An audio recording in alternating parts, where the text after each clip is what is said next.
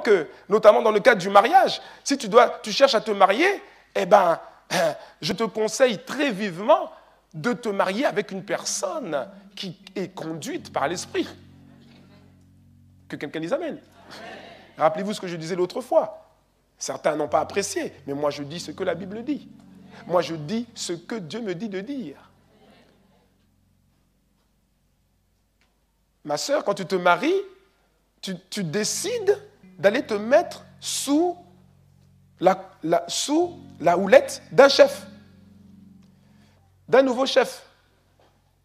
Dieu reste le grand chef, mais tu acceptes d'avoir un nouveau chef sur toi. Pas à côté de toi. Pas sous toi.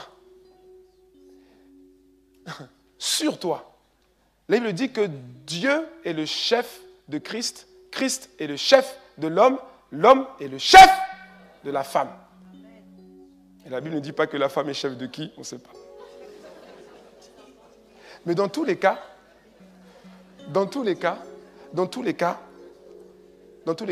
si tu es un homme, dis gloire à Dieu.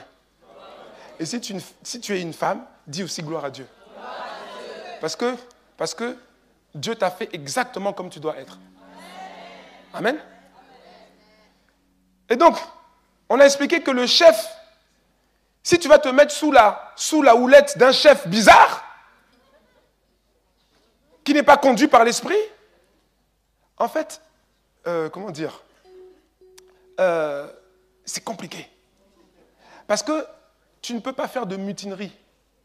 Parce que même si tu fais une mutinerie en disant, mais lui, ce chef-là, finalement, il est bizarre, mon ami, si tu fais une mutinerie, Dieu ne te suivra même pas. Pourquoi? Parce que ce n'est pas Dieu qui t'a forcé à te mettre sous ce chef-là. Et Dieu est un Dieu d'ordre. Et il le dit, Dieu est le chef de Christ, Christ est le chef de l'homme, l'homme est le chef de la femme. Et tu ne peux pas casser ça. Qu'une femme dise amen. Amen. Votre amen ne m'a pas convaincu. Qu'une femme dise amen. Tu ne peux pas casser ça, tu ne peux pas. Tu peux pas. Tu peux pas. Et il y a des femmes qui cherchent à casser ça. Voilà. Il y a des femmes qui cherchent à casser ça. Pourquoi? Parce qu'il y en a qui estiment qu'elles sont plus connectées au Saint-Esprit que leur mari. D'autres estiment qu'elles sont plus instruites que leur mari. C'est peut-être vrai, mais ça ne change pas que c'est lui le chef. Il y en a d'autres qui vont dire qu'elles gagnent plus que leur mari. Je gagne plus que mon mari, pourquoi me soumettrais-je? Le problème, c'est qu'on a expliqué. La Bible dit que c'est à cause des anges. Tu veux la réponse? C'est à cause des anges. Lis la Bible. La Bible dit que la femme doit avoir sur elle une marque de l'autorité dont elle dépend. Si tu es marié, de quelle autorité tu dépends? De ton mari. À partir du moment où tu t'es marié, tu dépends de l'autorité de ton mari. On doit voir cette marque sur toi. Et cette marque-là, dans ce contexte-là, l'apôtre Paul explique en fait. Cette marque-là, c'est le respect et la soumission à ton mari.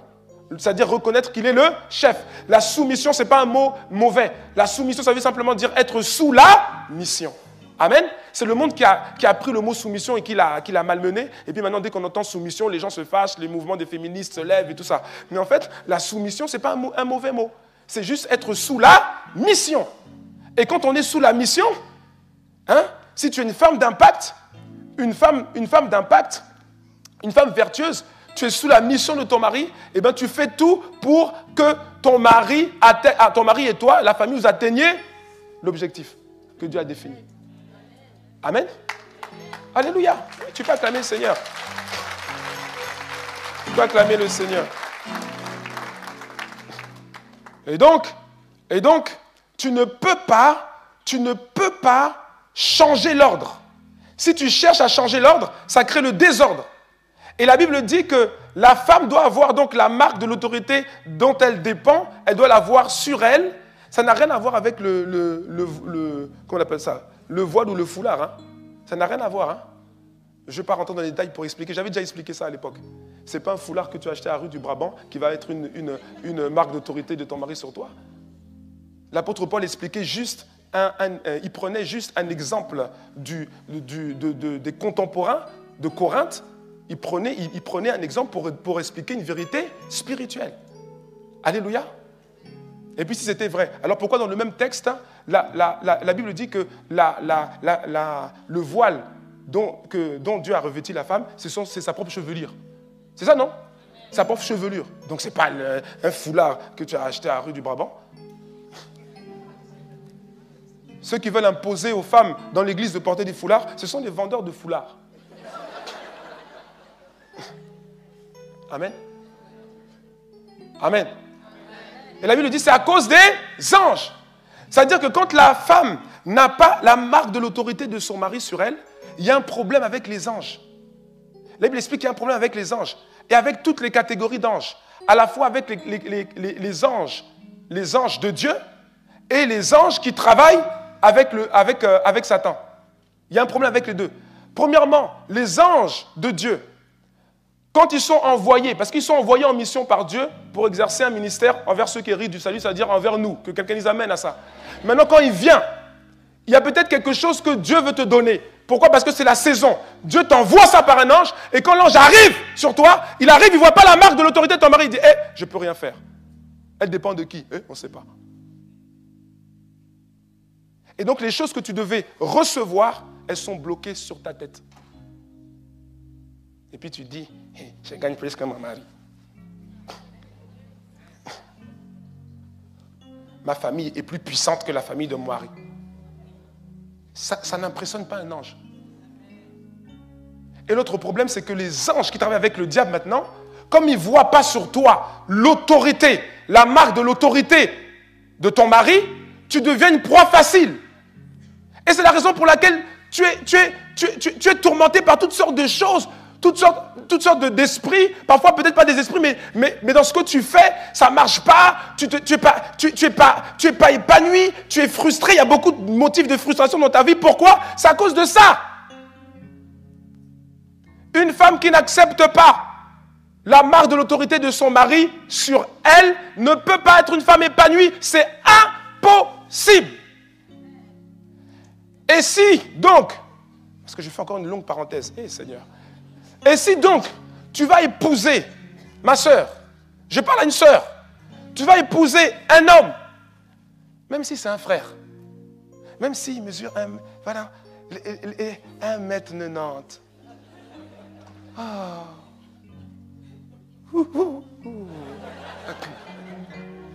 Oh, il a tous les beaux diplômes. Il est beau. Sa famille est riche Mais ça, c'est pas mauvais. Je ne dis pas que c'est mauvais. Mais il faut qu'il soit conduit par le Saint-Esprit. Parce que s'il n'est pas conduit par le Saint-Esprit, ça va être compliqué pour toi. Ça va être compliqué pour toi. Ça va être compliqué pour toi. Compliqué. S'il est conduit par la chair, mais tu vas souffrir. Et en plus, tu n'auras aucun soutien. Parce que si tu veux faire une mutinerie, Dieu n'est même pas avec toi. Mais que faut-il faire alors, pasteur? C'est dur. Mais il y a toujours une solution. Il y a toujours une solution. Hein? La solution, ce n'est pas de faire du bruit. On reviendra dessus, rassurez-vous, on reviendra dessus. On reviendra dessus en profondeur. Quand on reviendra dessus, je ne sais pas si tout le monde restera dans la salle avant que je termine. Mais en tout cas, je dirai la vérité. Oui. Il faut arrêter de se bercer d'illusions. Il faut dire la vérité. Parce que c'est la vérité qui sauve. C'est la vérité qui transforme. C'est la vérité qui restaure. Amen. Alléluia. Voilà. On expliquera comment faire. Amen. Mais la première chose, respecte ton mari et sois sous la mission de ton mari. Si toi tu as reçu quelque chose, tu penses que Dieu t'a parlé et tu as reçu quelque chose, tu sais que c'est Dieu qui a parlé, tu crois que c'est Dieu qui a parlé, mais ton mari n'accepte pas ça et il ne veut pas rentrer dans cette voie-là, ce n'est pas la peine de le combattre. Parce que si tu le combats, Dieu même n'est pas avec toi. Dieu lui-même n'est pas avec toi. Parce qu'il dit ça, c'est la mutinerie. C'est la mutinerie. Ce que tu dois faire, c'est continuer à être un modèle de femme qui est un véritable Ézer, une aide semblable, qui reste sous la mission de son mari et qui garde la marque de l'autorité dont elle dépend sur elle. Alléluia.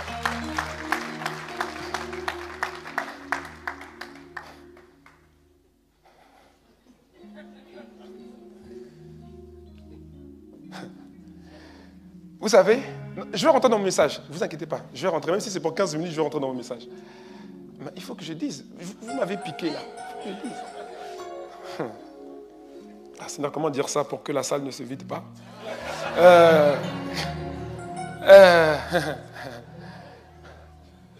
Quelle est la première marque? Quelle est la première marque de l'autorité dont dépend une femme sur elle par rapport à son mari? Quelle est la première marque à votre avis? Quelle est la première marque? C'est le nom. C'est le nom. C'est le nom de son mari. Je ne m'attendais pas à beaucoup de amen. Je savais que c'est le nom de son mari. Et même s'il y a des pays où on ne sait pas comment ont été inspirées certaines lois. Vous savez, dans des pays, les lois sont faites, n'est-ce pas? Elles sont votées. Mais toutes les lois ne sont pas en phase avec la Bible. Hein? Vous savez ça, non? Quand on lit le livre de Genèse, on voit que le mariage, Dieu a établi le mariage. Le mariage, c'est Adam et Ève, pas Adam et Steve. Maintenant, si dans un pays, on dit maintenant Adam et Steve peuvent se marier, et mon ami, et ça c'est les lois des hommes. Hein. Au commencement, ce n'était pas comme ça. Amen. Il faut revenir à la parole.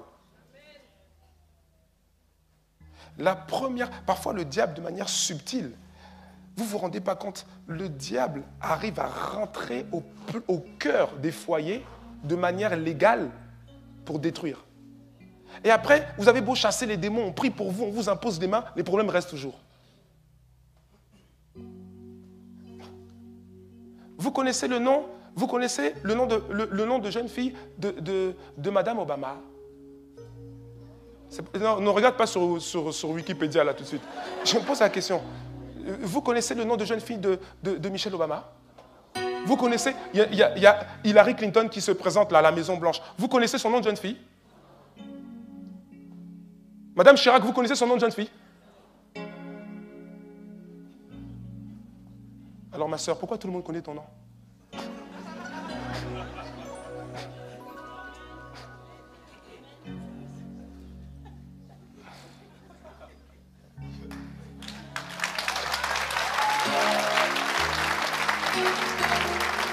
Oui, mais en Belgique, on a le droit de gagner. On est en Belgique.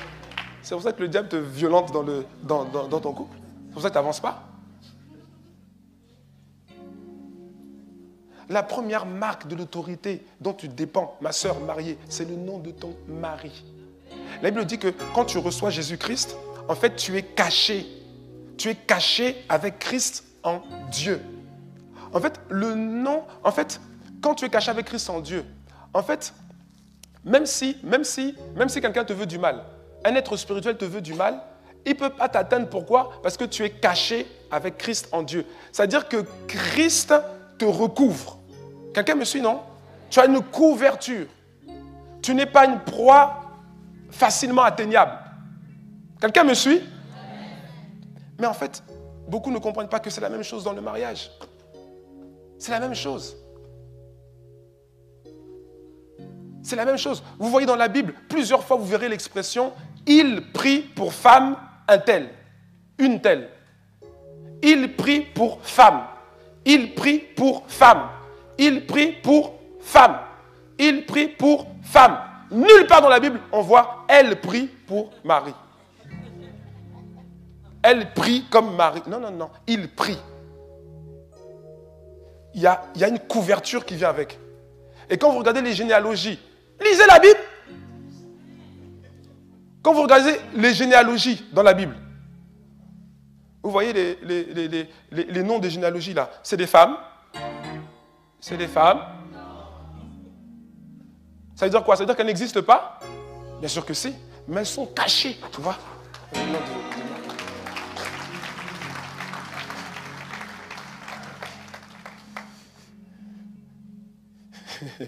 C'est spécial aujourd'hui. Alléluia. Alléluia.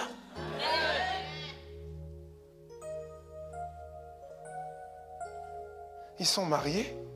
Vous voyez, monsieur un tel, ça c'est son nom, et madame un tel.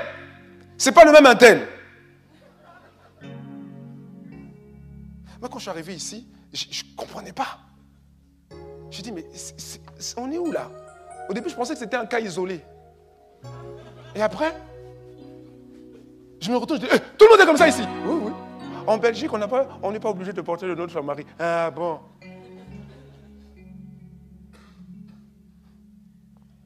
En fait, qu'est-ce que j'essaie de dire? La vérité, c'est que tu peux faire, en Belgique, tu peux faire la démarche pour demander à porter le nom de ton mari. Et si tu le fais, franchement, c'est une bonne chose. Et je t'invite à le faire. Je te recommande même 100 fois de le faire. 100 fois! Tu n'as pas idée de tout ce qui est bloqué là sur ta tête et que tu devais recevoir depuis longtemps. C'est spirituel, c'est à cause des anges. C'est à cause des anges. C'est à cause des anges. Après maintenant, même si on te refuse, parce que j'ai appris que l'État aussi peut refuser. Bon, prie pour qu'il ne refuse pas. Et puis même si on refuse, même s'il refuse, en fait, ce n'est même pas trop grave. En fait, ce qui compte surtout, la Bible dit que Dieu regarde au cœur, mais que l'homme regarde à ce qui frappe les yeux. Amen. D'accord? Mais ce qui compte le plus, même s'il te refuse, ce qui compte le plus, c'est quoi? C'est que toi, tu te considères et tu t'appelles du nom de ton mari. Amen. Amen. Si on te dit, ne fais pas comme une sœur une fois, on l'appelle par le nom de son mari. Elle dit, ah non, ça c'est pas mon nom. Ça c'est le nom de mon mari. Moi je m'appelle un tel. Ne fais pas ça. Parce que ça là, quand un ange passe, il dit là, il n'y a aucune marque. Quelqu'un me suit? Même s'il te refuse, même si l'État refuse, même si sur les papiers, c'est ton nom de jeune fille, autant que tu puisses le faire, fais-toi appeler du nom de ton mari. Je te dis, fais-toi appeler du nom de ton mari. Amen. Même si sur les papiers, on voit ton nom de jeune fille là, fais-toi appeler du nom de ton mari. Si on dit Madame un tel, le nom de ton mari, ne dis pas, c'est pas mon nom. Alléluia. Tu connais le nom de Madame Chirac? Sans Wikipédia, Il faut ouvrir les yeux. Il y a des vérités spirituelles. Et parfois, il y a des lois qui sont subtilement introduites. Et parfois, on ne s'en rend pas compte, mais en fait, ces lois-là ont un lien spirituel. Et quand on rentre dedans, en fait, on ne se rend pas compte on tire avec nous des liens spirituels négatifs. C'est pour ça qu'à un moment donné, il faut que quelqu'un vous parle de ça. Je vous parle de ça pourquoi? Parce que je vous aime de l'amour du Seigneur. Après, je sais que quand je dis ça, il y a quelqu'un dans son âme, bon, ça se chamboule un peu. Parce que moi, j'aime bien mon nom. Mon nom, il sonne bien. Le nom de ma Marie, là, oui, mais mon ami, c'est à cause des anges. Et quand tu t'es marié, tu savais qu'il s'appelait comme ça. Oui, mais je ne savais pas que je devais prendre ce nom-là. Oui, mais maintenant tu le sais. Le nom de ton mari, pour toi, c'est une couverture. C'est une couverture. Une femme mariée spirituellement ne peut pas se balader sans couverture. C'est trop dangereux. Il y a même des prières que tu fais qui ne peuvent même pas être exaucées à cause de ça. Parce que quand les anges viennent pour exaucer, ils ne peuvent pas. Pourquoi? Parce qu'ils ne voient pas la marque d'autorité. C'est pour ça que la Bible dit à cause des anges. Amen. Mon frère, t'inquiète pas. Si tu estimes que tu auras du mal à te marier parce que ton nom est compliqué, mais quelle sœur va se marier avec moi, pasteur? Tu viens de détruire mon dossier. T'inquiète pas. Moi, je m'appelle Saboukoulou, je suis marié, tu vois. Alléluia. Dis à ton voisin, sois conduit par le Saint-Esprit. Alléluia.